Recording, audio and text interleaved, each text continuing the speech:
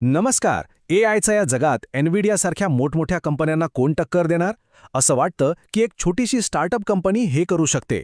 फक्त 24 लोकांची टीम आणि एक अशी चिप जी सगळं काही बदलू शकते. ही गोष्ट आहे तालास आणि त्यांच्या HC1 चिपची. चला तर मग पाहूया ही छोटीशी चिप भारताच्या एआय भविष्याचं चित्र कसं बदलू शकते. आपण जेव्हा ChatGPT किंवा जेमिनाय वापरतो तेव्हा उत्तरासाठी तो एक छोटासा पॉज येतो बघा. तो आपल्याला जाणवतो नाही का? आता कल्पना करा की तो पॉज पूर्णपणे गायब झालाय. उत्तरं मिळतायत विजेच्या गतीने आणि तेही जवळपास 20 पटींनी कमी खर्चात. टालासची HC1 चिप हेच स्वप्न खरं करण्याचं वचन देतेय. आणि भारतासारख्या मार्केटसाठी जिथे प्रत्येक पैसा महत्त्वाचा असतो ही एक खूप मोठी गोष्ट आहे. तर मग ही चिप नक्की करते तरी काय? चला सुरुवात करूया तिच्या सगळ्यात अविश्वसनीय पैलूंपासून, तो म्हणजे तिचा वेग. विजेच्या वेगाने धावणारं एआय. हा आकडा बघा, 17,000 टोकन्स प्रति सेकंद. आता टोकन्स म्हणजे काय? सोप्या भाषेत सांगायचं तर शब्दांचे छोटे छोटे तुकडे. याचा अर्थ ही चिप एका सेकंदात हजारो शब्द तयार करू शकते. याचा परिणाम एआयशी बोलताना कोणताही अडथळा नाही, कुठेही थांबायची गरज नाही. संभाषण इतकं सहज होईल जसं आपण आपल्या एखाद्या मित्राशी बोलतोय. हा वेग किती अविश्वसनीय आहे याचा अंदाज यावा म्हणून एक उदाहरण देतो. ही चिप दुसऱ्या महायुद्धाचा संपूर्ण इतिहास महिना दर महिना फक्त 0.138 सेकंदात सांगू शकते. म्हणजे विचार करा, जिथे इतर मॉडेल्स विचार करायला वेळ घेतात तिथे HC1 माहितीचा अख्खा महासागर क्षणात तुमच्या समोर ठेवते. एआयच्या उत्तराची वाट पाहणं ही गोष्टच आता जुनी होणार आहे. वेग तर खरंच अविश्वसनीय आहे, यात काही शंका नाही. पण मग प्रश्न हा आहे की तालासने ही जादू केली तरी कशी? या वेगामागचं नक्की रहस्य काय आहे?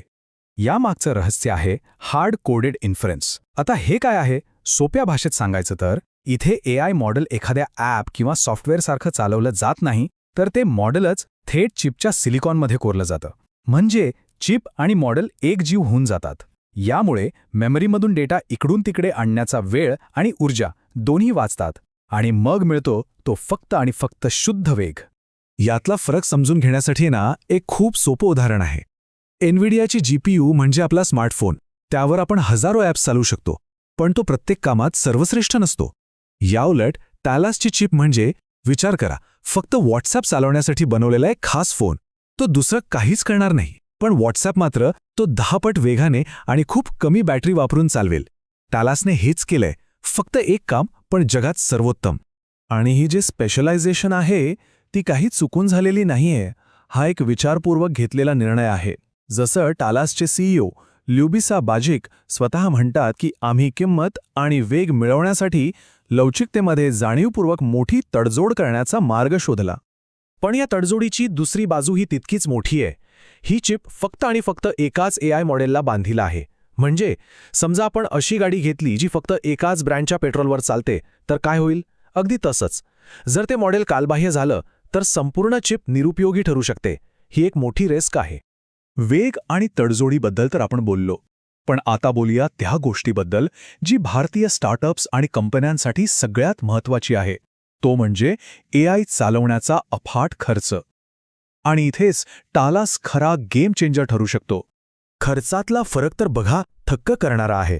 जिथे सध्याच्या GPUवर एआय चालवण्यासाठी ₹10 लागतात, तिथे टालास H1 तेच काम ₹1पेक्षाही कमी खर्चात करते. ही जवळपास 20 पटींपेक्षा जास्त बचत आहे. विचार करा, क्लाउड कम्प्युटिंगच्या मोठ्या बिलांखाली दबलेल्या आपल्या भारतीय कंपन्यांसाठी हा किती मोठा दिलासा ठरू शकतो. चला आता दोन्ही तंत्रज्ञान समोरासमोर ठेवून पाहूया.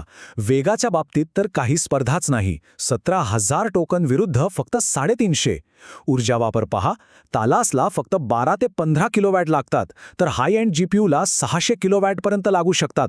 म्हणजे वीज बिल आणि कूलिंगचा प्रचंड खर्च वाचतो आणि किंमत 20 पट स्वस्त. या सगळ्याच्या बदल्यात आपण फक्त एकच गोष्ट गमावतोय, ती म्हणजे लवचिकता. हाच तो महत्त्वाचा ट्रेड ऑफ आहे. हे सगळं ऐकायला छान वाटतं, आकडे, टेक्नॉलॉजी. पण याचा आपल्यासाठी, भारतासाठी नक्की काय उपयोग? हे तंत्रज्ञान आपल्या रोजच्या आयुष्यात काय बदल घडवू शकतं? पण थांबा, त्या एक मॉडेलच्या मोठ्या समस्येचा काय? जर मॉडेल जुनं झालं तर चिप वाया जाईल ना? बरोबर. पण यावर टालासकडे खूप स्मार्ट उत्तर आहे, आणि ते म्हणजे वेग. जेव्हा एखादं नवीन किंवा सुधारित मॉडेल येतं तेव्हा टालास फक्त 2 महिन्यात त्यासाठी नवीन चिप तयार करून पाठवते. याचा अर्थ लवचिकतेची कमतरता ही कायमस्वरूपी समस्या राहत नाही. आता ह्या तंत्रज्ञानाचा खरा प्रभाव कसा असेल ह्याची कल्पना करा. तुमच्या बँकेचा चॅटबॉट जो अस्खलित मराठीत तुमच्याशी माणसासारखा बोलतोय, कोणताही थांबा न घेता. ग्रामीण भागातल्या डॉक्टरांना क्षणात निदान करण्यासाठी मदत करणारी AI प्रणाली, किंवा तुमच्या मुलाला गणितात मदत करणारा एक AI शिक्षक जो कधीच थकत नाही आणि ज्याला कधी कंटाळा येत नाही. हा प्रचंड वेग आणि कमी खर्च या कल्पनांना वास्तवात आणू शकतो. हा विषय फक्त एका चिपपुरता मर्यादित नाहीये. हा भारताच्या संपूर्ण टेक्नॉलॉजी क्षेत्रासाठी एक खूप महत्त्वाचा टप्पा ठरू शकतो. चला जरा भविष्याचा वेध घेऊया. आणि हे तंत्रज्ञान इथेच थांबणारं नाहीये. टॅलासकडे भविष्याची एक स्पष्ट योजना आहे. 2026च्या अखेरपर्यंत ते ChatGPT-4च्या पातळीची बुद्धिमत्ता पण तात्काळ प्रतिसादासह देण्यास सक्षम असतील. याचा अर्थ हा एक खूप गंभीर आणि दीर्घकालीन खेळाडू आहे. आणि अखेरीस हा प्रश्न आपल्या सर्वांना विचार करायला लावतो. भारत AIच्या क्षेत्रात पुढे जाण्यासाठी कोणता मार्ग स्वीकारणार? आपण तालाससारख्या विशेष, वेगवान आणि किफायतशीर चिप्सवर लक्ष केंद्रित करायला हवं, की NVIDIAसारख्या महागड्या पण लवचिक GPUवर अवलंबून राहायला हवं? या एका निवडीवरच भारताचं AI मधलं भविष्य अवलंबून असणार आहे. टेक भाव. AI आम टेक एज्युकेशन.